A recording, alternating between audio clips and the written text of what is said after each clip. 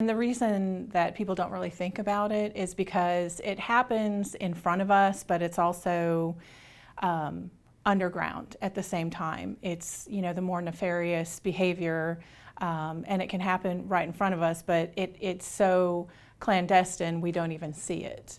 And it is a very prevalent problem here in North Alabama. It's a very prevalent problem everywhere. There's not a single state in our country that doesn't have a problem, and probably not a single county that doesn't have a problem with it. Last year, I guess, or a few months ago over the summer, there was the story came out about the arrests of the massage parlors in Madison. And that was an ongoing investigation that was, it's being prosecuted under labor trafficking, I believe, but it includes sex trafficking as well. And those kind of investigations are ongoing throughout the state. They never stop. But we're never going to arrest our way out of this.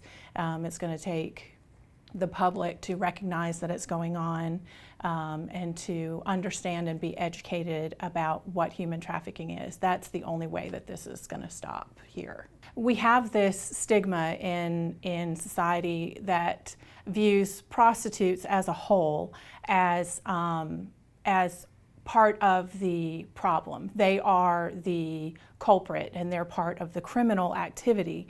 And in a lot of situations, the prostitutes aren't there willingly. They're actually the victims. And we tend to view the buyers as people who just made a mistake. They get a slap on the hand and then off they go. That is starting to change. There's been some new legislation here in Alabama, which is wonderful, where we are going after the buyers because it's economics, right? It's supply and demand. And when you get rid of the demand, there's not as much need for supply. The other misconception, I guess, would be that that victims can leave at any time. That, one of the biggest questions that we get is, well, why didn't they just leave? On average, it takes about 7 or 8 chances for a person to actually get out. They have to try 7 or 8 times. If they're lucky, they get out, but a lot of times they're not lucky.